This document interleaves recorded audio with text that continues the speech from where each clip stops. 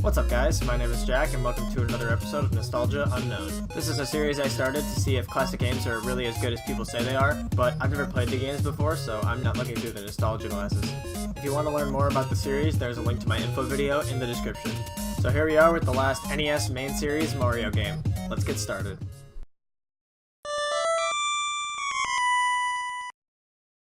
Super Mario Bros. 3.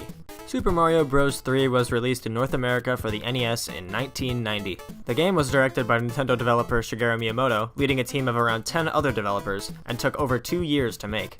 This game introduced many new key elements to the Mario franchise as we know it today, such as a few new power-ups, new mechanics like sliding down slopes or flying, an overworld, the appearance of Koopalings, and more. Super Mario Bros. 3 is acclaimed by many game critics as one of the greatest games of all time, and sold over 17 million copies worldwide. Praised for its addictiveness, depth, challenge, and high replayability, it holds itself high amongst Nintendo's library. So, let's see how good it is today. So, the controls in this game are wonderful. As someone who has played many of the newer Mario games, after playing Mario 1, 2, and 3, this was the first one where I said to myself that this plays like a Mario game. Now, I don't mean that the other games don't, but this game feels like what Mario is today, and it's clear that the controls of this game set the baseline for Mario games to come. The controls themselves are exactly what you'd expect, although with a few new features to complement them. You can now slide down slopes by holding down, letting you pick up lots of speed or careen through enemies in an extremely satisfying fashion. You can also build up speed to fly when using the Leaf power-up by running and building up speed on the P meter. When it reaches full and starts making noise, you can take to the skies to avoid enemies or find hidden 1-ups and other secrets. All of this comes with the addition of more air control as well as jump height. If you've seen my videos on Mario 1 and 2, I talk about air control in platformers being very important. This game does air control right. When you jump, you have full freedom of movement in either direction, not affected by which way you were running when you jumped. This makes escaping tricky situations with a quick reactionary jump in the opposite direction much more possible, as well as being able to navigate dense projectile sections like the airships with ease. The controls in this game are great, no complaints here.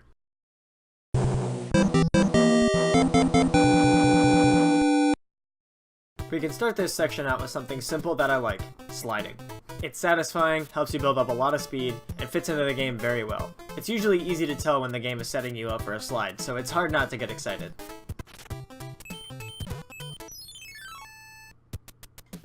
Oh, the slide! Woohoo! The next thing I want to talk about is the overworld map design. The overworlds are all distinctive and interesting, each carrying their own themes. Now, while they're all designed well in terms of functionality, I'm more talking about the look and style of each map. My best example of this is World 5, where you have to traverse up to the upper section of the world through a level. When you get to the end, you're on clouds, and you can see down to where you were below.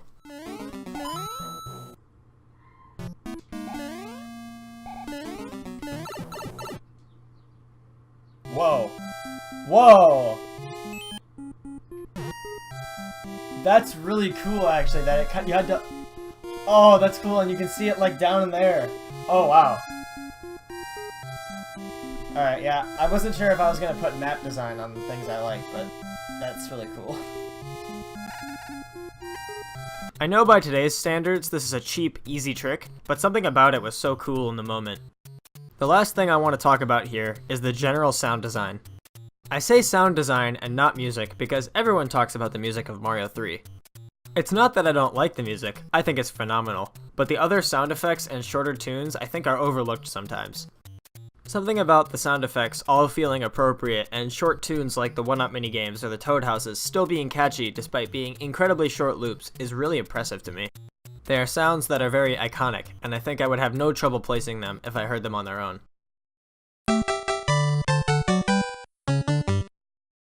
So, there were two things I specifically didn't like in this game.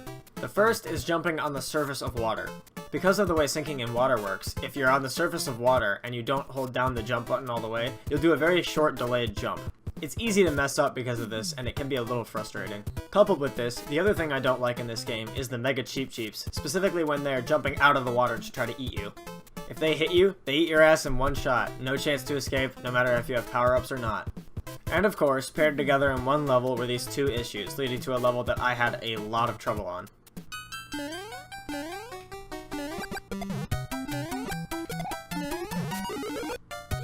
Why? How does that work?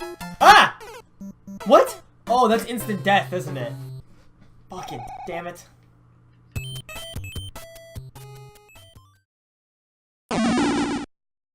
Honestly, I had less to say about this game than I thought I would. It was a very straightforward experience that can be pretty much taken at face value. There are still a few things I want to talk about though, starting with continues. After 2 previous Mario games with fairly brutal continue conditions, this game shows some serious mercy. Continues put you back at the beginning of the world, no questions asked, with no limit on the number of continues. You also keep any items you have collected, and if you've cleared any of the fortresses, you've opened shortcuts to get back to where you were quickly, which will also stay open when you game over. This makes game overing pretty painless, while still allowing them to maintain the difficulty of the levels. As frustrating as World 8 was at times, it's the best example of this system being nice. It's a short, difficult world, but most of the levels you clear either don't have to be replayed after one clear, or can be skipped once you clear the fortress. This allows you to get many attempts in at a part you are stuck at without having to flounder through levels you've already beaten, which is a huge complaint for me in Mario 1. Next, the power-ups. The wide variety of power-ups add a lot of interesting situations and fun moments. Most of the power-ups are very satisfying to use. Oh, that's how you do it. Aha. Oh god. Oh my god. Oh yes. Oh, this is great. This is a great power-up.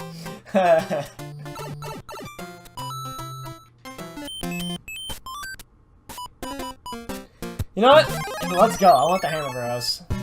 Oh baby, time to rain down some pain. Get out the way. This is gonna be oddly satisfying, I think.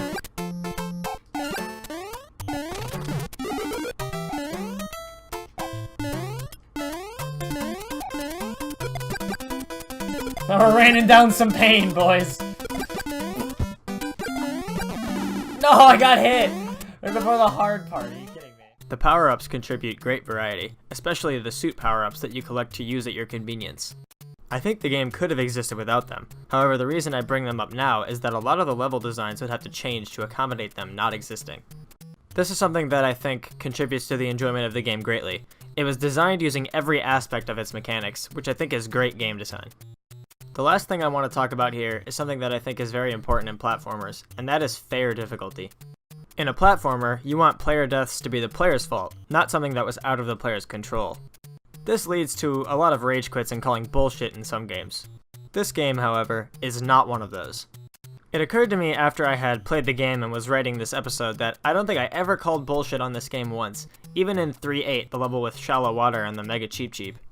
That is huge in a platformer, and maybe even in any game, and is something that keeps the game from feeling frustrating. You can keep playing without worrying about the next time the game decides to try to ruin your day.